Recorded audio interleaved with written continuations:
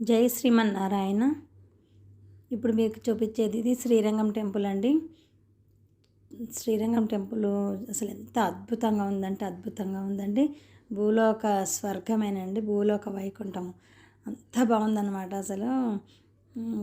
అక్కడ స్వామి ఎంత ప్రాముఖ్యమో, స్వామిని దర్శనం చేసుకోవడము, ఆ తర్వాత గుడి మొత్తం కూడా తిరిగి చూడడం అంత ప్రాముఖ్యం అండి.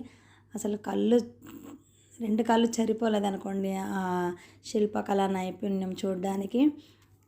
అసలు ఎంత చూసినా తనివి తీరలేదు. నేనైతే ముందు ఫస్ట్ నా కళ్ళతో అంతా చూసాకే మళ్ళీ వీడియో తీసానండి.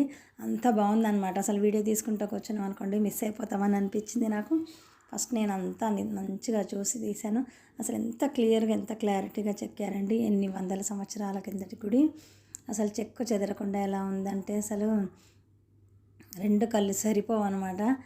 అసలు అక్కడ ఈ గుడి మొత్తం తిరిగి చూడాలంటే కనీసం 3-4 గంటలు టైం స్పెండ్ చేయాలండి.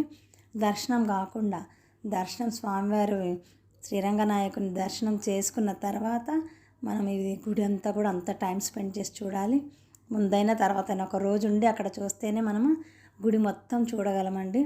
అసలు చాలా అంటే చాలా బాగుంది గుడి. చాలా టైం స్పెండ్ చేసి చూడాల్సిన గుడి. ఇంకా మనం స్వర్గం ఎలా ఉంటుందో మనకు తెలియదు, కానీ ఇక్కడ మాత్రం ఇది చూస్తే అసలు ఎంత బాగుందో. అసలు ఆ గుడిలో ఉన్నంతసేపు మనకు వేరే ప్రపంచం గుర్తు రాదనమాట.